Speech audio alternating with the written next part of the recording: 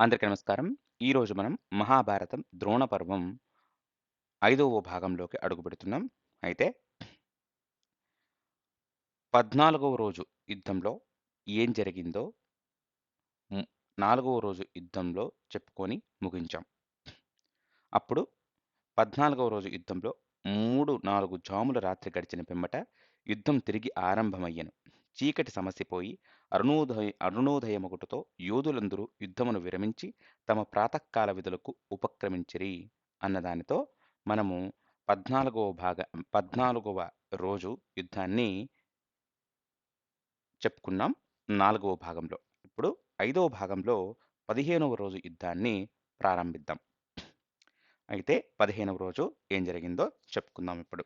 యుద్ధం ఆరంభమవ్వగానే 15వ రోజు ద్రోణుడు పాంచాల యోధులతో పోరాడుతూ ద్రుపదుని ముగ్గురు మనుమలను వధించి వేసెను. తరువాత ద్రోణుడు మత్స్యసేనను సంహరింపగా ద్రుపదుడు మరియు విరాటుడు అతడిని అడ్డగించుటకు వెళ్ళిరి. ద్రోణుడు మానవీయులైన ఆ ఇరువురి రాజుల విల్లులను విరిచెను. తరువాత ద్రుపద మరియు విరాట రాజులు తమ బల్లెములను మరియు ఈటలను విసరగా ద్రోణుడు వారి ఆయుధాలను ముక్కలు చేయుటయే కాకుండా తన బాణాలతో వారి ప్రాణాలను కూడా హరించి వేసెను. తన తండ్రి వధను కళ్ళారా చూచిన దృష్టోద్యుమ్నుడు ద్రోణుని అదే రోజు చంపెదరని ప్రతినబూని పెద్ద సైన్యముతో ద్రోణునిపై పోరాడుటకు దూసుకు వెళ్ళెను. కానీ ద్రోణుడు, దుర్యోధన, కర్ణ మరియు ఇతర గొప్ప యోధులందరి సమక్షములో దృష్టోద్యుమ్నుడు అతని సమీపమునకు కూడా వెళ్ళలేకపోయెను. అది చూచి భీముడు కోపోద్రిక్తుడై, ఓ రాకుమారా, నీవు నీ తండ్రి వధను కళ్ళారా చూచిన పిమ్మట కూడా ఏమీ చేయకుండా ఎలా నిలుచుంటివి? నీవు నపుంసకుడవైనచో ప్రక్కకు వచ్చి నిలుచుండుము, నేను ద్రోణుని ఎదిరించెదను అనెను. ఈ విధముగా పలికి భీముడు కౌరవ సేనలోకి ప్రవేశింపగా దృష్టోద్యుమ్నుడు అతడిని అనుసరించెను. ఈ భీకర పోరులో యుద్ధరంగమంతయు చూచుటకు ఒక శ్మశానముకు వలె అగుపించసాగెను.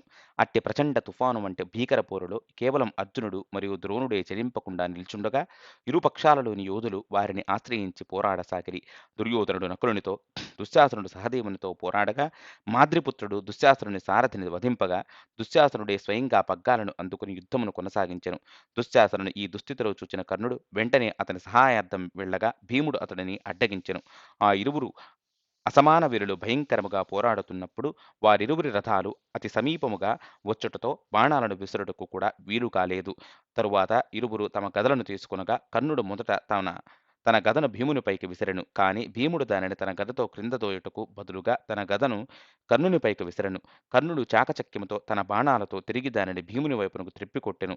అట్లు భీముని వైపునకు త్రిప్పికొట్టిన గద భీముని రథధ్వజమును విరిచి అతని సారథిని బాధించి అతడు స్పృహ కోల్పోనట్లుగా చేసెను. కోపోద్రిక్తుడైన భీముడు తన విల్లును అందుకొని కర్ణుని విల్లును విరిచెను. అతని ధ్వజమును విరిచి అతడు తరువాత అతని చేతి రక్షణ తొడుగును ఛేదించెను. కర్ణుడు మరో విల్లును అందుకుని భీముని గుర్రాలను మరియు సారథిని కూడా సంహరించెను. దానితో భీముడు వెంటనే నకులుని రథమును అధిరోహించెను. మరోవైపు ద్రోణుడు మరియు అర్జునుడు అసమాన పోరులో నెలకొనగా ఇరుపక్షాలలోని మిగతా వీరులందరూ ఆ ఇరువురి వీరుల అద్భుత పోరును ప్రేక్షకులుగా వీక్షించుటకు తమ తమ పోరాటాలను నిలిపివేసిరి. కొంత సమయం పిమ్మట ద్రోణుడు తన దివ్యాస్త్రాలను ప్రయోగింపనారంభించడంతో అర్జునుడు వాటిని మిక్కిలి నైపుణ్యముతో నశింపజేసెను. ఏమైనను అవి తమ విల్లు నుండి విడువబడక పూర్వమే వాటిని భంగపరచసాగెను. ఆశ్చర్యమునకు లోనైన ద్రోణుడు తన మనస్సులోనే తన ప్రియ శిష్యుని అభినందించెను. నిజమునకు పైనుండి దేవతలు, దేవర్షులు, గంధర్వులు, సిద్ధులు, అప్సరసులు, యక్షులు మరియు రాక్షసులు వీరి యుద్ధము గూర్చి ఈ విధముగా ప్రకటించిరి. ధర్మబద్ధమైన ఈ యుద్ధము చరిత్రలో అసమాన యుద్ధముగా నిలిచిపోవును. చివరకు ద్రోణుడు బ్రహ్మాస్త్రమును ప్రయోగించుటతో భూమి కంపించెను. సముద్రములో అలజడి చెలరేగెను. భయంకరముగా గాలులు వీచసాగెను. అందుకు బదులుగా అర్జునుడు నిర్భయముగా తన సొంత బ్రహ్మాస్త్రమును ఆవాహన చేసెను. ఈ రెండు బ్రహ్మాస్త్రాలు ఒకదానికొకటి తలపడి తటస్థీకరించబడెను. దానితో తిరిగి ప్రశాంతత ఏర్పడెను. కౌరవ మరియు పాండవ యోధులు అర్జునుడు మరియు ద్రోణుడిపై ఆధిక్యతను సాధింపకపోవటతో వారు తిరిగి తమ యుద్ధమును ఆరంభించిరి. దృష్టోద్యుమ్నుడు ద్రోణుని వైపునకు దూసుకెళ్లగా దుర్యోధనుడు అతడిని అడ్డగించుటకు ప్రయత్నించెను. సాత్విక వారిరువురి నడుముకు వెళ్ళగా దుర్యోధనుడు అతనితో, ఓ యదువీర బాల్యమిత్రమా, మనము ఎలా క్రీడించెడి వారము గుర్తుండిన, నిజమునకు మనము ఇరువురము విడదీయరాని మిత్రుడము. ఇప్పుడు ఆ బాల్య క్రీడలు ఎక్కడ? ప్రస్తుతం ఇరువురము యుద్ధములో బాణాలతో ఒకరినొకరు బాధించుకున్నట్టుకు సిద్ధమైతిమి. ఈ క్షత్రియ జీవితం ఎంత హేయమైనది! సంపదలు మరియు పదవుల పట్ల నా అత్యాశయే ఈ భయంకరమైన మారణ హోమమునకు దారితీసెను. అందుకు సాత్విక దుర్యోధనుడు యుద్ధమునకు ప్రోత్సహిస్తూ, ఓ రాజా, నాతో యుద్ధము చేస్తూ నీవు నా చేతులలో మరణించినచో అది నీ గొప్ప సౌభాగ్యము. నీవు ఉన్నత లోకాలను చేరుటయే కాకుండా ఈ హేయమైన యుద్ధమును ఇంకనూ చూడనవసరము లేకుండెను. అట్లు పలికి సాత్విక దుర్యోధనుని పైకి దూసుకు వెళ్ళగా వారిరువురు తీవ్ర పోరు సలుపుతూ ఒకరిపైనొకరు బాణాలతో దాడి చేసుకోసాగిరి. దుర్యోధనుడు సాత్యకి విల్లును విరవగా సాత్యకి మరో విల్లును అందుకుని దుర్యోధనుని తీవ్రముగా గాయపరచుటతో అతడు తిరిగి మరొక రథమును అధిరోహించి కొంత సమయం విశ్రాంతి తీసుకునెను. దుర్యోధనుడు వెంటనే కోలుకుని తిరిగి సాత్యకిని ఎదిరించగా దుర్యోధనుడు సాత్యకికి సమానము కాదని భావించిన కర్ణుడు అతని సహాయార్థం అక్కడకు చేరుకొనెను. భీముడు కర్ణుని జోక్యం సహింపలేక అతడిని అడ్డుకొనెను. కర్ణుడు భీముని విల్లును సులువుగా విరిచివేసెను. అతని సారథిని హతమార్చగా క్రోధముతో పాండవ వీరుడు తన గదను అందుకొనెను. భీముడు క్రోధముగా తన రథమును దిగి కర్ణుని రథమును సమీపించి తన గదా ప్రవాహారముతో అతని విల్లును ముక్కలుగా ఖండించి అతని ధ్వజమును ధ్వంసము చేసి పిమ్మట అతని రథచక్రమును కూడా ముక్కలు చేసెను. ఏమైనను కర్ణుడు ఏకచక్ర రథమును అధిరోహించి పోరాడుట సూర్యుడు ఒంటి చక్ర రథమును అధిరోహించినట్లుగా అగుపించెను. మరోవైపు ద్రోణుడు పాండవ సైన్యమును ఘోర సంహారం చేస్తుండగా చివరకు పాండవ యోధులు ద్రోణుడు అజేయుడని పరిగణిస్తూ తమ ఆశలన్నింటినీ కోల్పోయిరి. పాండవ యోధులు తమ విజయం పట్ల ఆశలు కోల్పోవటను గమనించిన శ్రీకృష్ణ భగవానుడు ఇట్లు పలికెను, ఓ అర్జున, ద్రోణుడు అజేయుడనేది సత్యము. ఏమైనను ఏ కారణము చేతనైనను అతడు తన ఆయుధాలను ప్రక్కన పడవేసినతో అతడిని సులభముగా వధింపవచ్చును. ఈ సమయంలో నీవు మరియు నీ సోదరులు ఈ భౌతిక జగత్తుకు సంబంధించిన నైతికత సూత్రాలను గురించి ఆలోచింపకుండా ద్రోణుని చంపుటకు ఏదైనా యుక్తిని యోచించవలెను. నా అభిప్రాయములో ద్రోణుడు తన కుమారుడైన అశ్వత్థామ మరణ వార్తను వినినచో అతడు వెంటనే తన ఆయుధాలను ప్రక్కన పడవేసి యుద్ధము చేయుటను నిలిపివేయును. కనుక ఎవరైనను అతని కుమారుని బూటకపు మరణ వార్తను ధైర్యముగా ప్రకటింపవలను. శ్రీకృష్ణ భగవానుడి సలహాను అనేక పాండవ యోధులతో పాటు ఇష్టపడినప్పటికీ అర్జునుడు అందుకు గట్టిగా నిరాకరించెను. వినమ్రుడైన యుధిష్ఠిరుడు క్షణకాలము వెనుకాడెను. ఏమైనను శ్రీకృష్ణ భగవానుని ఆలోచనను అయిష్టముగానే అంగీకరించారు. ఇతరులు ఈ విషయంపై చర్చిస్తుండగానే పాండవ పక్షాన పోరాడుతున్న మాలవరాజు ఇంద్రవర్మ వెంటనే అశ్వత్థామ అను ఏనుగును ఒక్కసారిగా వధించెను. తరువాత భీముడు ద్రోణుని చేరి సంకోచిస్తూనే అశ్వత్థామ వధింపబడెను అని ఆ చచ్చిన ఏనుగును ఉద్దేశిస్తూ బిగ్గరగా ప్రకటించెను. ఆ దుర్వార్తను వినిన ద్రోణుడు తీవ్ర దుఃఖము చేత యుద్ధమును నిలిపివేసెను. అతని ముఖం పాలిపోయెను, హృదయం శుష్కించుకుపోయెను. ఏమైనను నెమ్మదిగా తన కుమారుని అసమాన శక్తి సామర్థ్యాలను పరిశీలించి భీముని పలుకులు అసత్యములు కావచ్చునని నిర్ధారించుకునెను. అట్లు తిరిగి నిగ్రహించుకుని మరొకసారి ద్రోణుడు దృష్టద్యుమ్నుడు మరియు పాంచాల సైన్యంపైకి దూసుకు వెళ్ళెను. 20,000 పాంచాల రధిక యోధులు ఒక్కసారిగా ద్రోణునిపై శరవృష్టిని కురిపించుటతో ద్రోణుడు వారి బాణములన్నింటినీ తన బ్రహ్మాస్త్రముతో తరస్థీకరిస్తూ తనను ఎదిరించిన వారందరినీ హతమార్చసాగెను. ద్రోణుడు స్వల్ప సమయంలోనే 500 మంది మత్స్య రధిక యోధులను, 6,000 ఏనుగులను మరియు 10,000 అశ్విక దళ సైనికులను వధించెను. క్షత్రియులను ఈ విధముగా నశింపజేస్తున్నట్టు ద్రోణుని చూచి బ్రహ్మర్షి విశ్వామిత్ర, జమదగ్ని, భరద్వాజుడు, గౌతముడు, కశ్యపుడు, వశిష్ఠ మరియు అత్రి అతడిని తమతో బ్రహ్మలోకమునకు తీసుకువెళ్ళుటకు ద్రోణుని సమీపించిరి. తరువాత సప్తర్షులు ఇట్లు పలికిరి, ఓ భరద్వాజపుత్ర, ఇట్టి మారణ హోమము బ్రాహ్మణుడవైన నీకు శోభనీయదు. కనుక నీవు నీ అస్త్రాలను త్యజింపుము. నీవు నీ బ్రహ్మాస్త్రముతో అసంఖ్యాకముగా అమాయకులైన సైనికులను బూడిద చేసితివి. ఈ భూమిపై జీవించుటకు అందించిన సమయం ఇప్పుడు పూర్తి అయినది. అందుచేత ఈ పాపకర్మను నిలిపి నీ శాశ్వత లక్ష్య సాధనపై మనస్సును కేంద్రీకరించము. బ్రహ్మర్షుల పలుకులను వినిన పిమ్మట భీముని వాక్యాలను స్మరించెను. అదే సమయంలో దృష్టద్యుమ్నుడు తన వైపునకు తిరణిశ్చయముతో వేగముగా దూసుకువచ్చుటను గమనించెను. అతను యుధిష్ఠిరుని ఆవేదనతో ఇట్లు ప్రశ్నించెను, ఓ రాజా, నా కుమారుడు వాస్తవముగా మరణించిన లేదా అను విషయములో దయచేసి సత్యమును తెలుపుము. ద్రోణుడు యుధిష్ఠిరుని సత్యవాక్కుపై పూర్తి విశ్వాసమును కలిగి ఉండెను. అతని రాజ్యమును తిరిగి పొందుటకు లేక త్రిలోకాలు సాధించుటకైనను అతడు అసత్యం పలుకుడనే విశ్వాసమును కలిగి ఉండెను. శ్రీకృష్ణ భగవానుడు కలతతో నిండిపోయిను. ఎందుకనగా ద్రోణుడు ఒంటి చేత్తో పాండవులు మరియు వారి సైన్యమంతటిని నశింపచేయగలడు. యుధిష్ఠిరుని సమీపంలో శ్రీకృష్ణ భగవానుడు ఇట్లు పలికెను: ఓ రాజా, ద్రోణుడు తలచుకున్నచో సగం దినములోనే నీ సైన్యమంతటిని నశింపజేయగలడు. కనుక ఈ ప్రమాదకర పరిస్థితిలో సత్యము కంటెను అసత్యం పలుకుట మేలు. ఇది పాపము కాదు. తన ప్రాణమును కాపాడుకొనుటకు లేక మహారాజు ప్రాణము లేక బ్రాహ్మణుని ప్రాణమును కాపాడుకొనుటకు అసత్యం పలుకవచ్చును. అదే విధముగా కన్యను పెండ్లాడదలచి ఆమెతో అసత్యం పలికినను పాపం అంటదు. తరువాత భీముడు ఇట్లు అర్థించెను: సోదరా, దయచేసి శ్రీకృష్ణ భగవానుని ఆదేశమును వినుము. ద్రోణుడు నా పలుకులను విశ్వసింపలేదు. భీముడు మరియు శ్రీకృష్ణ భగవానుని అభ్యర్థన మేరకు అనివార్యమైన విధి సంకల్పం చేత బలవంత పెట్టబడినట్లుగా యుధిష్ఠిరుడు భావింపసాగెను. అట్లు అట్లు చివరకు మనస్సులో భయము నెలకొని ఉన్నప్పటికీ విజయం పట్ల ఆసక్తి మరియు శ్రీకృష్ణ భగవానునికి ప్రీతి కలిగింపదలచి అట్లు పలుకుటకు సిద్ధమయ్యను. అట్లు పిమ్మట ధైర్యమును కూడగట్టుకుని గట్టిగా మరియు స్పష్టముగా ఇట్లు పలికెను: ఆచార్యదేవ, అశ్వత్థామ నిజముగానే వధింపబడెను అని గట్టిగా పలికి వినపడకుండా కాని ఏనుగు అని పలికెను. ఇట్టి వాంగ్మూలమును ఇవ్వకమునుపు యుద్ధ సమయములో యుధిష్ఠిరుని రథము నేలకు 4 అంగుళాల పైన నిలిచి ఉండెను. ఏమైనను ఈ విధముగా అసత్యం పలికిన వెంటనే ధర్మాత్ముడైన మహారాజు రథము నేలను తాకెను. నిజమునకు యుధిష్ఠిర మహారాజు రథము శ్రీకృష్ణ భగవానుని ఆదేశమును పరిపూర్ణముగా పాటింపనందున నేలను తాకెను.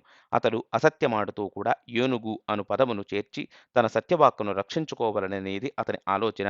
అది అతడిని భౌతిక మరియు ఆధ్యాత్మిక సత్య మార్గములో పెడదారి పట్టించెను. దానికి అతనికి శిక్షను అనుభవింపవలసి వచ్చెను. యుధిష్ఠిర మహారాజు వాంగ్మూలం వినని పిమ్మట ద్రోణుడు పూర్తి నిరాశకు గురై జీవింపవలనను సమస్త కోరికను కోల్పోయిను. ద్రోణుడు ఏ విధముగా శోకసాగరములో మునిగిపోయినో దృష్టద్యుమ్నుడు గమనించెను.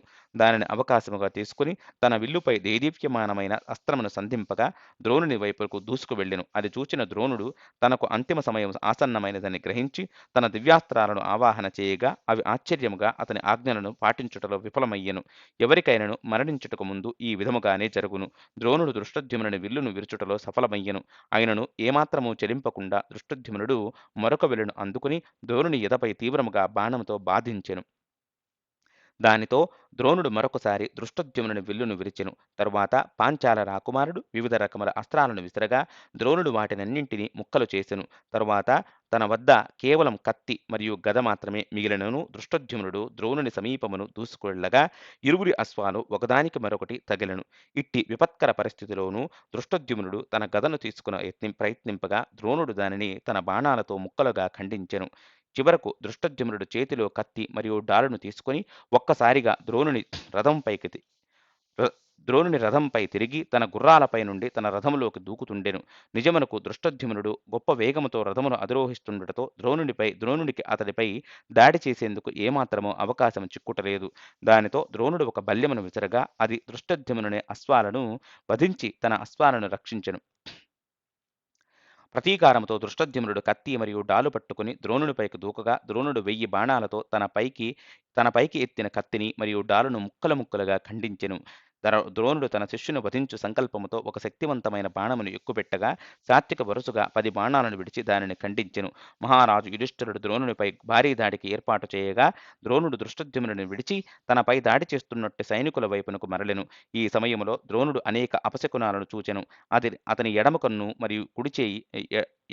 ఎడమ కన్ను మరియు ఎడమ చెయ్యి కంపింపసాగెను. సప్తర్షుల పలుకులు మరియు దృష్టద్యుమ్నుడు ఇంకనూ యుద్ధము చేయవలనని ఉత్సాహము కలిగి ఉండటతో చివరకు ద్రోణుడు తన శరీరమును యుద్ధరంగములో త్యజింపక సంకల్పించెను. అతడు ఇదివరకే 24,000 యోధులను మొదటి రోజు 3/4 వంతులోనే సంహరించెను. మరియు ప్రస్తుతం ఇంకను ఈ భీకర యుద్ధములో అతడు 1,00,000 మంది పాండవ యోధులను వధింపదలచెను. చివరకు అతడు మిగతా పాండవ యోధులను సంహరింపవలనను ఆలోచనతో బ్రహ్మాస్త్రమును ప్రయోగించెను. అదే సమయంలో భీముని దృష్టద్యుమ్నుడు తన రథములోకి తీసుకుని ద్రోణుని ఎట్టి ఆలస్యము చేయకుండా వధింపదలచెను. తరువాత ద్రోణుడు ప్రయోగింపదలచిన బ్రహ్మాస్త్రము మరియు దానిని ఉపయోగించుట వలన కలిగే పర్యవసానాలను ఊహించిన దృష్టద్యుమ్నుడు తన బ్రహ్మాస్త్రమును కూడా ప్రయోగించగా ఈ 2 దివ్యాస్త్రాలు ఒకదానికొకటి నశింపచేసుకునెను. అటు పిమ్మట దృష్టద్యుమ్నుడు అనేక బాణాలను గుప్పిస్తుండగా ద్రోణుడు అతని బాణములను ఖండిస్తూ విల్లును విరిచెను. పాంచాల రాకుమారుని శరీరము తన బాణముతో తీవ్రముగా బాధించెను. అప్పుడు భీముడు ద్రోణుని రథమును చేజిక్కించుకుని, ఓ ఆచార్యదేవ, నీ వంటి దుష్ట బ్రాహ్మణులు అహింసాపథములో తమ కార్యకలాపాలను కొనసాగించి ఉండినచో ఇలా క్షత్రియుల నాశనము నాశనము జరిగి ఉండేది కాదు. నీవు ఇంకనూ ఎందుకు యుద్ధము కొనసాగిస్తుంటివి? నీవు జీవించి ఉండుటకు గల ఏకైక కారణం నీ కుమారుడు అశ్వత్థామ. ఏమైనను అతడు కూడా ఇప్పుడు చంపబడెను. అది వినిన ద్రోణుడు తన విల్లును పక్కన పెట్టి దుర్యోధనునితో ఇట్లు ప్రకటించెను. ఓ రాజా, నీవు మరియు నీ ఇతర సైన్యాధ్యక్షులు ఇప్పుడు ఈ యుద్ధ భారమును మీ భుజస్కంధములపైకి తీసుకోగలరు. నేను నా ప్రస్తుత మేలును ఆశించి అస్త్రత్యాగము చేస్తుంటిని. తరువాత ఓ నా పుత్ర అశ్వత్థామ అంటూ బాధాకరముగా రోదిస్తూ తన రథములోనే ధ్యానముద్రలో కూర్చుండెను. దీనిని సువర్ణ అవకాశముగా భావిస్తూ దృష్టద్యుమ్నుడు వెంటనే తన ధనుర్బాణాలను విడిచి కత్తిని చేత పట్టుకుని తన రథములో నుండి క్రిందకు దూకెను. దృష్టద్యుమ్నుడు పూజ్యులైన ఆచార్యుని వైపునకు వెళ్ళుటకు గమనించిన వారందరూ అతని ఉద్దేశమును గ్రహించి అట్టి పాపపు కార్యమును చేయరాదని అరవసాగిరి. అదివరకే ద్రోణుడు తన మనస్సును దేవాదిదేవుడు విష్ణు భగవానుని దివ్య రూపముపై కేంద్రీకరించి ఉండుట చేత పూర్తి ప్రశాంత మనస్కుడై ఉండెను. ద్రోణుడు కన్నులను మూసుకుని తలను కొద్దిగా వంచి మృదువుగా ఓం అనే పవిత్ర ప్రణవ శబ్దమును ఉచ్చరించసాగెను. దృష్టద్యుమ్నుడు ద్రోణుని సమీపించుటకు మునిపే యోగ పద్ధతిలో ద్రోణుడు తన శరీరమును విడిచిపెట్టుటను అక్కడి వారిలో కేవలం 5గురు మాత్రమే ఎరుగుదురు. వారు సంజయుడు, అర్జునుడు, అశ్వత్థామ, శ్రీకృష్ణ భగవానుడు మరియు యుధిష్ఠిరుడు. అతని శాశ్వత ఆత్మ శరీరం నుండి ఊర్ధ్వలోకమునకు ప్రయాణింపగా ఆకాశమంతటా కాంతి నుండి రెండో సూర్యుడు ఉదయించినట్లుగా అగుపించెను. ఈ దృశ్యమును చూచిన దేవతలు మరియు ఋషులు ద్రోణుడి సౌభాగ్యముకు తమ హర్షమును తెలియజేసిరి. ఈ విషయమును ఎరుగని దృష్టద్యుమ్నుడు ద్రోణుని మృత శరీరం యొక్క జుట్టును పట్టుకుని యుద్ధభూమిలో ఈడవసాగెను. అప్పుడు అందరూ దృష్టద్యుమ్నుని ద్రోణుని చంపవద్దని వారింపై యత్నించిరి. అర్జునుడు కరుణావసుడై ఆచార్యదేవుని వధింపరాదు, ప్రాణముతోనే అతడిని తమ వద్దకు తీసుకురమ్ము అని ఆజ్ఞాపించును. అర్జునుని ఆజ్ఞను లెక్క చేయకుండా దృష్టద్యుమ్నుడు కత్తిని గాలిలోకి ఎత్తి ద్రోణుని శిరస్సును ఖండించెను. తరువాత తన కత్తిని గాలిలో భయంకరముగా త్రిప్పుతూ దృష్టద్యుమ్నుడు విజయోత్సాహముతో సింహనాదము చేయసాగెను. శరీరం రక్తసిక్తమవ్వగా ద్రోణుని శిరస్సును కౌరవ సేనలోకి విసిరివేసెను. కౌరవులు ఈ ఘోర దృశ్యమును చూచి భయపడి పారిపోసాగిరి. భీముడు సంతోషముగా దృష్టద్యుమ్నుని సమీపించి ఆలింగనము చేసుకుంటూ, ఓ రాజా, దుర్యోధనుడు మరియు కర్ణుడు వధింపబడినప్పుడు తిరిగి ఇదే విధముగా నిన్ను ఆలింగనము చేసుకుందును అని పలికెను. భీముడు శక్తివంతమైన సింహముకు వలె గర్జింపగా కౌరవ సైనికులు భయపడి దుర్యోధనుని ఆశ్రయించిరి. ఏమైనను కౌరవరాజు ద్రోణుని భయంకర మరణమును కళ్ళారా చూచిన పిమ్మట తాను కూడా భయముతో యుద్ధక్షేత్రమును విడిచిపోసాగాను. కర్ణుడు, కృపుడు, శల్య, సుశర్మ, శకుని మరియు దుశ్శాసనుడు వంటి ప్రధాన కౌరవ వీరులందరూ యుద్ధక్షేత్రము నుండి వెనుదిరగగా వారి సైన్యము కూడా వారిని అనుసరించెను. నిజమునకు పాండవ యోధులు ఈ గొప్ప మారణ హోమమును వీక్షించుటతో వారికి కౌరవులందరూ నశించినట్లుగా ముందుగానే అగుపించసాగెను. అంతేకాకుండా గొప్ప వీరులుగా భావించు కౌరవులు నిలువుము, పారిపోవద్దంటూ వారు కూడా గొప్ప వేగముతో పారిపోసాగిరి. అశ్వత్థామ మరో చోట యుద్ధరంగములో దూరాన పాండవ సైన్యమును సంహరిస్తుండెను. అతడు కౌరవులందరూ వెనుదిరుగుటను చూచి తన తండ్రి వధింపబడి ఉండునని మనస్సులోనే భావించెను. అతడు తన ఆలోచనలను నిర్ధారించుకొనుటకు అతడు దుర్యోధనుని సమీపించి కౌరవ సైన్య నిష్క్రమణకు గల కారణమును ప్రశ్నించెను. దుర్యోధనుడు అట్టి హృదయ విదారకమైన వార్తను అశ్వత్థామకు అందింపలేక అవమానముతో తలదించుకుని కన్నీటితో నిండి కృపాచార్యుని సమాధానమియ్యవలసినదిగా కోరెను.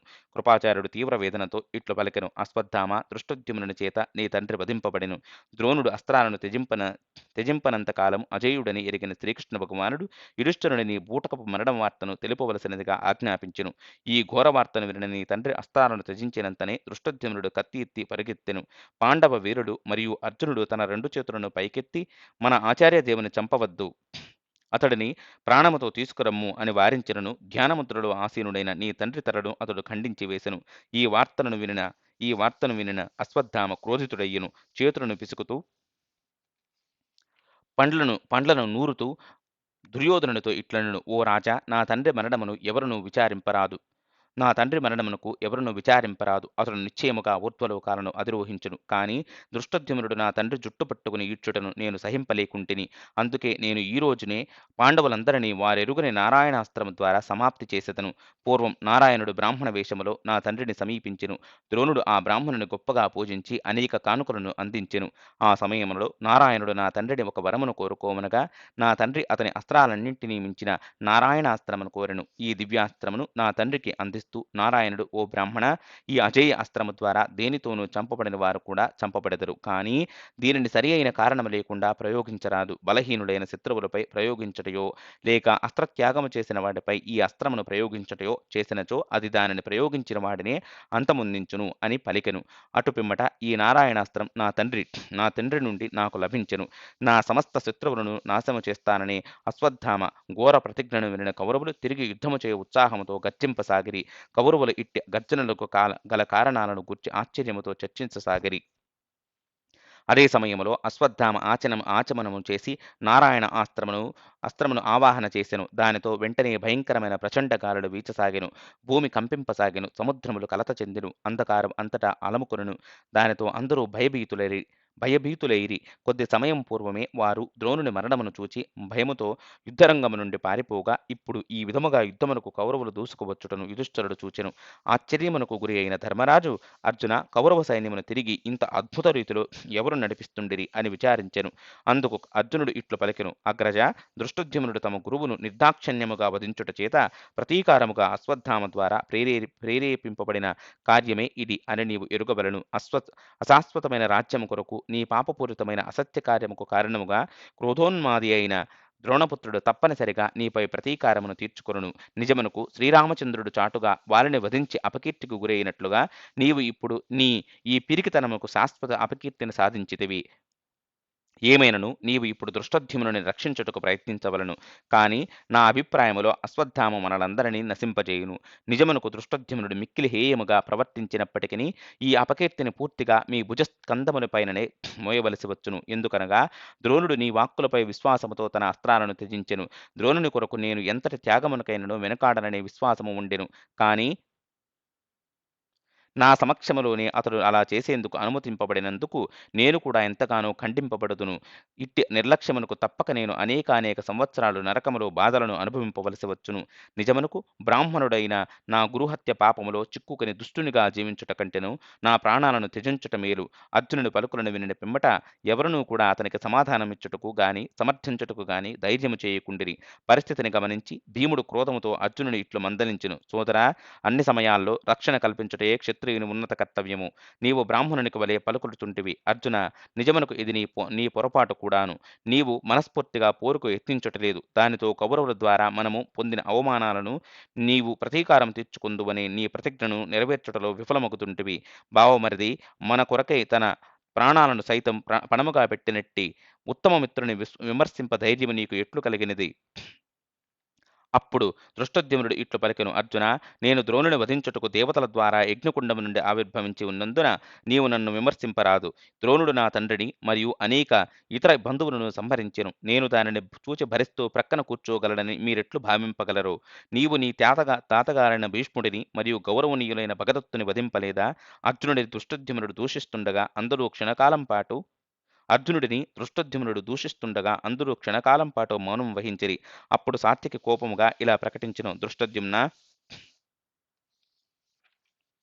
నీ గురువును వధించి నిన్ను నీవు ప్రశంసించుకొనుటకు ఫలితముగా నిన్ను నేను వధింపవలను. నిజమునకు ఒక అపరాధ పలుకు కూడా ఇప్పుడు నీ నోటి నుండి వెలువడినచో వెంటనే నేను నా గదఘాతముతో నిన్ను నలిపివేసెదను. దానితో దృష్టోద్యుమ్నుడు క్రోధముతో ఇట్లు పలికెను, నీ వంటి పాపాత్ముడు ఒక ధర్మబద్ధుని విమర్శించుటకు ఎంతటి ధైర్యము? నీవు భూరిస్త్రముని చంపిన పాపం ఎక్కడకు పోవును? నీవు దానిని అప్పుడే మరిచితవా? నీవు నన్ను ఇట్లు విమర్శించినచో వెంటనే నిన్ను నేను యముపురికి పంపెదను. నన్ను విమర్శించుట ధర్మము కాదు. ఎందుకనగా ఇరుపక్షాలలో ఇట్టి అనేక అధర్మ కార్యాలు తరచుగా చోటు చేసుకొనెను అని అది వినిన సాత్విక క్రోధముతో కంపించిపోయెను. అతని కన్నులు ఎర్రబడెను. అతడు వెంటనే తన గదను అందుకుని వేగముగా దృష్టోద్యుమ్నుడి వైపునకు దూసుకు వెడుతూ ఇట్లు పలికెను, ఇకపై పరుషవాక్కులను వృధాగా పలకకుండా నీ తలను ముక్కలు చేసేదను. శ్రీకృష్ణ భగవానుని కోరికపై భీముడు తన రథంపై నుండి వేగముగా క్రిందకు దూకి బలవంతముగా సాత్యకిని పట్టుకొనెను. ఏమైనను శక్తిశాలి అయిన యదువీరుడు భీముని కొంత దూరం వరకు ఈడ్చుకు వెళ్ళగా భీముడు ఏదో విధముగా తన కాళ్లను నేలపై నిలదొక్కుకొనెను. ఈ విధముగా భీముడు సాత్యకిని మరో అడుగు వేసి నిలవరింపగలిగెను.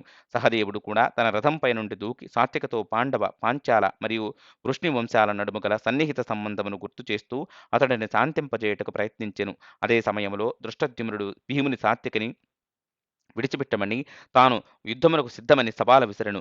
చివరకు శ్రీకృష్ణ భగవానుడు మరియు యుధిష్ఠిరుడు కల్పించుకొని అటు సాత్యకిని ఇటు దృష్టద్యుమ్నుని ఏదో విధముగా శాంతపరిచిరి. తరువాత పాండవులు తమ వైపునకు దూసుకు వస్తున్నట్టి కౌరవులను ఎదుర్కొనుటకు సిద్ధమైరి. నారాయణాస్త్రం ఆకాశమంతటిని వందలాది వేలాది బాణాలతో విస్తరింపజేసెను. తరువాత అసంఖ్యాకముగా గదలు, ఇనుపగుండ్లు, పదునైన చక్రాలు మరియు ఇతర ఆయుధములు ఆకాశమంతటా నిండిపోయెను. దీనిని చూచి పాండవ సైన్యం ఆందోళనతో పారిపోగా క్షణాలలో అసంఖ్యాకముగా సైనికులు హతులైరి. యుధిష్ఠిరుడు తమ సైనికులు భయముతో అన్ని దిక్కులకు పారిపోవుటను చూచి భయాఘాతముతో కొంత భ్రాంతుడయ్యెను. అట్టి స్థితిలో అతడు ఇట్లు వ్యంగ్యముగా పలికెను: ఓ సాత్యకి, ద్రోణుని చంపుట పాపపూరితమైనందున విజయము మరియు ప్రాణాలను నిలుపుకొనుటలో అర్థము లేదు. ద్రోణుని సంహరించుట నిశ్చయముగా హేయమైన కార్యమే. ఎందుకనగా అతని కంటెను మించిన మంచి మిత్రుడెవరు? అతడు మనకు చేసిన దానినంతటిని గుర్తు చేసుకునుము. అభిమన్యుని వధించుటకు అతడు తన సహాయమును కౌరవులకు అందించెను మరియు తన బ్రహ్మాస్త్రముతో అనేకమైన అమాయక సైనికులను సంహరించెను. కౌరవ సభలో అవమానపడిన ద్రౌపది న్యాయమును అర్థించినప్పుడు అతడు సమాధానమియ్యకుండా మౌనం వహించెను. మనము అన్యాయముగా అడవులకు పంపబడుతున్నప్పుడు అనేక మంది శ్రేయోభిలాషులు అందుకు వారిని వారించినప్పటికీ అతడు తన అంగీకారమును తెలిపెను. మహారాజు యుధిష్ఠిరుడు తన పలుకులను ముగించిన పిమ్మట శ్రీకృష్ణ భగవానుడు తన చేతులను పైకెత్తి ఊపుతూ పారిపోవద్దని సంకేతము చేసెను. అంతేకాకుండా అందరూ తమ అస్త్రాలను వెంటనే క్రింద పెట్టవలను అని నారాయణుడు స్వయముగా ఈ నారాయణాస్త్రమును తటస్థీకరించుటకు గల మార్గమును ఇదే అని తెలిపెను. ఎవరైనా నా ఆదేశమును నిర్లక్ష్యపరుస్తూ పోరును కొనసాగింపదలచినచో, లేక తమ మనస్సులోనైనా నారాయణాస్త్రమును అడ్డగింప ప్రయత్నించినచో దాని శక్తి పెంపొందునని ఎరుగవలెను అని అందరినీ వారించెను. శ్రీకృష్ణ భగవానుని ఆదేశమును పాటిస్తూ అందరూ తమ తమ అస్త్రాలను త్యజించి వారి హృదయాలలో యుద్ధమునకు స్వస్తి చెప్పగా, భీముడు మాత్రం నా పూర్తి పరాక్రమమును ప్రకటించుటను ఇప్పుడు మీరు చూడవచ్చు. నారాయణాస్త్రమును నశింపజేసి తరువాత అశ్వత్థామను కూడా హతమార్చెదను అని ప్రగల్భాలు పలుకసాగిను. భీముడు తరువాత అర్జునునితో ఇట్లు పలికెను: అర్జున, గాంధీవమును ప్రక్కన పెట్టవద్దు, అది నీ కీర్తికి కళంకమును తీసుకువచ్చును. అందుకు అర్జునుడు ఇలా బదులిచ్చెను: ఓ భీమా, గతమున నేను నా గాంధీవమును నారాయణాస్త్రము గోవులు బ్రాహ్మణులపై ప్రయోగింపనని ప్రతిజ్ఞ చేసి తిని అని పలికెను. అర్జునుడు పలుకులను వినిన భీముడు అశ్వత్థామ వైపునకు దూసుకువెడుతూ శరవృష్టిని కురిపించెను. దానితో నారాయణాస్త్రం మరింత శక్తివంతమై భీముని వైపునకు వెళ్ళసాగెను. అప్పుడు పాండవులందరూ దుఃఖముతో ఆహాకారాలు చేయసాగిరి. అర్జునుడు వెంటనే వరుణాస్త్రముతో తన సోదరుని కప్పివేయదలచెను. నారాయణాస్త్రం భీముని తలపై పడెను. వరుణాస్త్ర ప్రభావంతో కప్పబడి ఉన్నప్పటికీ ప్రళయకాలములోని సంవర్తకాగ్ని చరాచర జగత్తును భస్మము చేసి భగవానుని ముఖములోకి ప్రవేశించినట్లుగా నారాయణాస్త్రం భీముని దగ్ధము చేసేందుకు అతడిని నలువైపుల నుండి చుట్టుముట్టెను. శ్రీకృష్ణ భగవానుడు మరియు అర్జునుడు వెంటనే రథంపై నుండి క్రిందకు దూకి భీముని సమీపించి నారాయణాస్త్రం యొక్క శక్తివంతమైన ప్రకాశములోకి ప్రవేశించిరి. వారు వారి అస్త్రాలను త్యజించి ఉన్నందున మరియు వరుణాస్త్రము ప్రభావము చేత వారి శక్తి సామర్థ్యముల చేత వారు ఆ అస్త్ర ప్రభావమునకు గురి కాకుండిరి. వారు భీముని బలవంతముగా అక్కడి నుండి లాక్కుపోసాగిరి. అట్లు చేస్తుండగా భీముడు మరింత బిగ్గరగా గర్జింపసాగెను. దానితో నారాయణ అస్త్రపు శక్తి మరింత అధికము కాసాగెను. అప్పుడు శ్రీకృష్ణ భగవానుడు ఆగ్రహముతో ఇట్లు పలికెను: భీమా, నేను అందరినీ అస్త్రత్యాగం చేయమని ఆదేశించినను నీవు ఎందుకు అలా చేయలేదు? ఈ అస్త్రమును తటస్థీకరించుటకు ఇదొక్కటే మార్గమని తెలియజేసి తిని. భీముని క్రోధము శాంతింపుకున్నను. శ్రీకృష్ణ భగవానుడు అతడిని రథంపై నుండి క్రిందకు లాగి అతని అస్త్రాలను విడుచునట్లుగా చేయగలిగెను. భీముడు తన అస్త్రాలను త్యజింపగానే నారాయణాస్త్రం శాంతింపబడి అన్ని దిక్కులలో ప్రశాంతత నెలకొని శరదృతువు యొక్క చల్లటి పవనాలు వీచసాగెను. పాండవ వీరులు నారాయణాస్త్రం తటస్థీకరింపబడగానే తిరిగి అస్త్రాలను చేబూని యుద్ధమునకు సిద్ధమైరి. ఆ సమయంలో దుర్యోధనుడు నారాయణాస్త్రమును మరోసారి ప్రయోగింపవలసినదిగా అశ్వత్థామను కోరగా, అందుకు అతడు: ఓ రాజా, నేను నారాయణాస్త్రమును మరోసారి ప్రయోగించినతో అది శత్రువులను విడిచి నన్ను నశింపజేయును అని బదులిచ్చెను. తరువాత అశ్వత్థామ దృష్టద్యుమ్నుని వధించి తన తండ్రి మరణమునకు ప్రతీకారం చేయుటకు అతని వైపునకు పరిగెత్తగా దృష్టద్యుమ్నుడు కూడా క్రోధముతో అతడిని ఎదిరించెను. దానితో ఇరువురు వీరుల నడుమ భయంకర పోరు చెలరేగెను. అప్పుడు అశ్వత్థామ దృష్టద్యుమ్నుని రథసారథిని మరియు అశ్వాలను హతమార్చెను.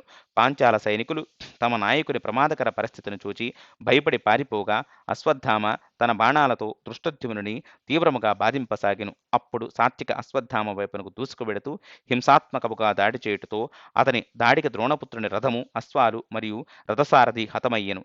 సాత్విక అశ్వత్థామను ఎంతగా బాధించిననగా అతనికి సందిగ్ధతలో చిక్కుకొని ఏమి చేయవలనో పాలుపోలేదు. అది చూచిన కర్ణుడు, దుర్యోధనుడు మరియు కృపాచారులు అశ్వత్థామకు సహాయం అందింపగా సాత్యకపై శరవృష్టిని కురిపించసాగెను. దానితో యదువీరుడు ఆగ్రహముతో ఆ ముగ్గురి రథాలను ధ్వంసము చేయుటతో వారు వెంటనే భయముతో యుద్ధరంగము నుండి పారిపోయిరి. మరోవైపు అశ్వత్థామ నిలదొక్కుకుని మరొక రథమును అధిరోహించి సాత్యకపై తిరిగి పోరుకు వెళ్ళెను. కాని అశ్వత్థామను చూచిన సాత్యక తిరిగి వెంటనే అతని రథమును ధ్వంసము చేయుటతో భయపడి పారిపోసాగెను.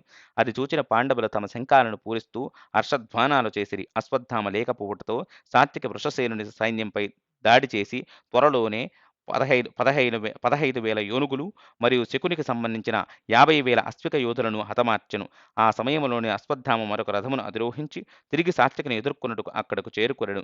ఈసారి సాత్యకి అతడిని అందరికంటెను అధికముగా బాధించినను ద్రోణపుత్రుడు ఇట్లు సవాలు విసిరెను. ఓ సాత్యకి, నిన్ను మరియు పాంచాల యోధులందరినీ సంహరించునంత వరకు శాంతిని పొందబోను. నీవు నన్ను అట్లు నెరవేర్చుటను నిలువరింపలేవు. ఇట్లు పలికి అశ్వత్థామ ఒక శక్తివంతమైన బాణమును విడువగా అది సాత్విక కవచమును ఛేదించి అతని శరీరంలోకి చొచ్చుకుపోయెను. దానితో యదువీరుడు విల్లును ప్రక్కన పెట్టి రథములో చతికిల పడిపోయెను. రక్తసిక్తమైన తన యజమానిని రథసారథి వెంటనే యుద్ధరంగము నుండి మరో చోటుకు తీసుకువెళ్ళెను. తరువాత అశ్వత్థామ మరో శక్తివంతమైన బాణమును ప్రయోగించి దృష్టద్యుమ్నుని కనుబొమ్మల నడుమ బాధింపగా దాని దాటికి అతడు తన ధ్వజస్తంభమును పట్టుకుని స్పృహ కోల్పోయెను. భీమ, అర్జున మరియు ఇతర పాండవ యోధులు అశ్వత్థామను చుట్టుముట్టగా నిర్భయుడైన ద్రోణసుతుడు వెంటనే భీముని విల్లును విరిచెను మరియు ముగ్గురు రాకుమారులను బాణాలతో బాధించెను. కోపోద్రిక్తుడైన భీముడు మరొక విల్లును అందుకుని అశ్వత్థామ వైపునకు వేగముగా దూసుకువెళ్ళగా అది అతని విల్లును విరుచుటయే కాకుండా అతని భుజమును కూడా తీవ్రముగా గాయపరచెను. తీవ్రమైన బాధతో అశ్వత్థామ కన్నులు మూతపడుతుండగా రథమును ధ్వజస్తంభము పట్టుకునెను. కాని మరుక్షణంలోని తిరిగి నిగ్రహించుకుని క్రోధముతో భీముని వైపునకు దూసుకువెళ్ళెను. అశ్వత్థామ భీముని విల్లును మరోసారి విరిచివేసెను. దానితో భీముడు మరొక విల్లును అందుకుని అతనిపై శరవృష్టిని కొనసాగించెను. కాని అశ్వత్థామ తిరిగి అతని విల్లును మరోసారి విరిచివేయగా భీముడు ఉగ్రుడై ఒక బల్యమును అతని పైకి విసిరెను. అట్లు ఒకరినొకరు ఎదురించుకోసాగిరి. భీముడు అశ్వత్థామతో యుద్ధము చేస్తుండగా అర్జునుడు మరో ప్రదేశమును పోరాడుతుండెను. అర్జునుడు వెంటనే అక్కడి నుండి అశ్వత్థామను ఎదురించుటకు తిరిగి వెళ్ళెను. కాని అదివరకే పాంచాల సైనికులు భయముతో పారిపోసాగిరి. పూర్వం అర్జునుడు గురుపుత్రుని పట్ల ఎంతో గౌరవమును ప్రకటించేవాడు. కాని ఇప్పుడు అతని హృదయంలోని క్రోధాగ్ని చేత కఠిన పదాలతో సంబోధిస్తూ సవాలు విసిరెను. అందుకు బదులుగా అశ్వత్థాముడు కోపోద్రిక్తుడై అజేయుడు మిక్కిలి శక్తివంతమైన ఆగ్నేయాస్త్రమును ప్రయోగించెను. అందుకు ఫలితముగా దట్టమైన చీకటి పాండవ సైన్యమంతటిని కప్పివేయగా ఆకాశము నుండి శరవృష్టి కురిసెను. ఆగ్నేయాస్త్రము తీవ్రతాపమును సృష్టించెను. దానితో ఈ లోకమంతయు అగ్నిలో దహింపబడుతున్నట్లుగా అగుపించెను. తీవ్ర ఉష్ణము మరియు తీక్షణ బాణాలతో వేలాది సైనికులు యుద్ధరంగములో చచ్చిపడుతుండెను. రథాలు అసంఖ్యాకములుగా దగ్ధమయ్యెను. ఈ దట్టమైన చీకటిలో కౌరవ యోధులు అశ్వధ్వానాలు చేయగా అర్జునుడు బ్రహ్మాస్త్రమును సంధించుటతో అది వెంటనే అశ్వత్థామును ఆగ్నేయాస్త్రమును తటస్థీకరించెను. అప్పుడు దట్టమైన చీకటి నెమ్మదిగా తొలగి పగటిపూట వెలుతురు ప్రకటమయ్యెను. పాండవుల ఒక అక్షౌహిణీ సైన్యం పూర్తిగా సంహరింపబడెను. నిజమునకు ఆగ్నేయాస్త్ర ప్రభావముకు అక్కడ మిక్కిలి భయంకరమైన వాతావరణం ఏర్పడెను. అట్టి అస్త్ర తీవ్రతకు సైన్యము నామరూపాలు లేకుండా దహించుకుపోయెను. అర్జునుడు మరియు శ్రీకృష్ణ కుమారుడు కూడా నశించి ఉందురని అశ్వత్థామ భావించెను. కాని వారు సజీవముగా సురక్షితముగా ఉండుటను చూచిన అతడు నిరాశతో తీవ్ర వ్యధకు గురయ్యెను. నిజమునకు అర్జునుడు తన దివ్యాస్త్రమును ఎదుర్కొనని గ్రహించిన అశ్వత్థామ అసహనముతో తన విల్లును పడవేసి రథము దిగి యుద్ధరంగము నుండి పారిపోసాగెను. వ్యాసుడు అశ్వత్థామ ఎదుట ప్రత్యక్షమొకటితో అతడు దీనముగా గద్గదమైన స్వరముతో ఇలా విచారించెను. ఓ మునిశ్రేష్ఠ, భూత భవిష్యత్తు వర్తమానాలను ఎరిగిన ఓ ద్రష్ట, నా అజేయమైన అస్త్రము ఎవరిపైకి సంధింపబడినదో అది వారందరినీ ఖచ్చితముగా నాశము చేయగలిగేలా శక్తివంతమైనది. కానీ అది కృష్ణార్జునులను సురక్షితముగా విడిచి కేవలం ఒకే ఒక అక్షౌహిణీ సైన్యమును నాశము చేసి శాంతించెను. అది ఎట్లు సాధ్యము? అందుకు వ్యాసదేవుడు ఇట్లు బదులిచ్చెను. అశ్వత్థామ, పూర్వం దేవాది దేవుడు సృష్టికర్త ఆది నారాయణుడు ఈ భూమిపై ధర్మునికి పుత్రునిగా నారాయణ ఋషిగా అవతరించెను. తరువాత అతడు హిమాలయ పర్వత శ్రేణులలో 66,000 సంవత్సరాలు కేవలం వాయుభక్షణతో చేతులను పైకెత్తి కఠిన తపమాచరించెను. అటు పిమ్మట నారాయణ ఋషి మరికొన్ని 1,32,000 సంవత్సరాలు తపమాచరించుటతో అతని శక్తి భువి నుండి స్వర్గం వరకు వ్యాపించెను. ద్రోణపుత్ర, ఆ నారాయణ ఋషియే ఈ శ్రీకృష్ణ భగవానుడు. అతని నిత్య సహచరుడైన నరుడే అర్జునుడు. నరుడు నారాయణ ఋషి యొక్క గొప్ప తపశ్శక్తి నుండి అవతరించెను. అంతేకాకుండా అతడు నారాయణ ఋషికి సమాన శక్తివంతుడు. ఇరువురు ఈ జగత్తులోని ప్రతి యుగములో లోక కళ్యాణార్థము అవతరించుదురు. అశ్వత్థామ, నీవు శివుని విస్తరణ అంశవు. నీవు నీ పూర్వజన్మ తపోశక్తికి ఫలితముగా ఇట్టి ఉన్నత స్థితిని సాధించితివి. శివుడిని నీవు జన్మజన్మలు పూజించినను అతనికి శ్రీకృష్ణ భగవానుడే మిక్కిలి ప్రియుడు. అశ్వత్థామ కేవలం శివునికి భక్తుడే కాకుండా అతని శక్త్యావేశావతారం కూడాను. వ్యాసదేవుడు అతని శ్రద్ధాభక్తులను భంగపరచుకుంటున్నట్టుగా సంభాషించెను. పరాశరపుత్రుని పలుకులను వినిన అశ్వత్థామ శివునికి వలనే తనకు శ్రీకృష్ణ భగవానుడు కూడా ఆరాధనీయుడని భావింపసాగెను. అశ్వత్థామ వ్యాసునికి తన సాష్టాంగ ప్రణామములను సమర్పించి తిరిగి యుద్ధరంగమును చేరుకొనెను. సూర్యాస్తమయముకుటతో అశ్వత్థామ కౌరవ సైన్యమును యుద్ధమునకు విరమించమని తెలిపెను. అది చూచిన పాండవులు కూడా యుద్ధమును విరమించి తమ శిబిరాలను చేరుకొనిరి. ఆ రాత్రి వ్యాసదేవుడు పాండవ శిబిరమును దర్శింపగా అర్జునుడు అట్టి అవకాశమును సద్వినియోగపరచుకుంటూ ఇలా ప్రశ్నించెను. ఓ పితామహ, నేను యుద్ధములో నెలకొనినప్పుడు ఒక గొప్ప తేజస్సాలి పదునైన బల్యమును చేతబట్టుకుని నా రథము ఎదుట నడుస్తుండెను. దానితో నేను ఎవరిపై దాడి చేసినను వారు వెంటనే నశింపబడుతుండిరి. అందరూ నేను నా శత్రువులను సంహరిస్తుంటినని భావిస్తుండిరి. కాని శూలమును ధరించిన ఆ అద్భుత పురుషుని చేతనే అది అట్టు సాధ్యపడుటను నేను చూస్తుంటిని. అతని కాళ్ళు నేలను స్పృశింపకుండా ఉండెను.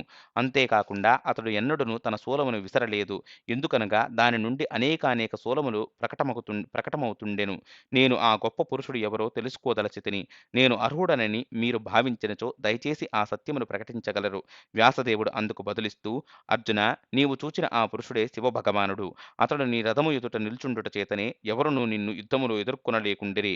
శివభగవానుడు విష్ణు భగవానుడి స్వాంశ విస్తరణకు వలె భావింపబడును. పౌత్ర, భయము చెందవద్దు. దేవాదిదేవుడు శ్రీకృష్ణ భగవానుడు విష్ణు భగవానుడు నీకు రక్షకుడు మరియు బోధకుడు కనుక నీకు విజయం సిద్ధించున్నటలో ఎట్టి సందేహము లేదు. కొన్నిసార్లు శ్రీకృష్ణ భగవానుడు తాను కొన్ని పరిమితులకు లోబడినట్లుగా సాధారణ మానవునికి వలె ప్రవర్తించినట్లుగా గోచరించినను దానిని నీవు ఒక లీలగా పరిగణింపవలను. నిజమునకు అతడు అపరిమితుడు, సర్వశక్తిమంతుడు, సర్వజ్ఞుడు, సమస్త శక్తులకు పరమనియంత, భౌతిక ప్రకృతి గుణ ప్రభావమునకు అతీతుడు. ఏమైనను ఈ పర్వం యొక్క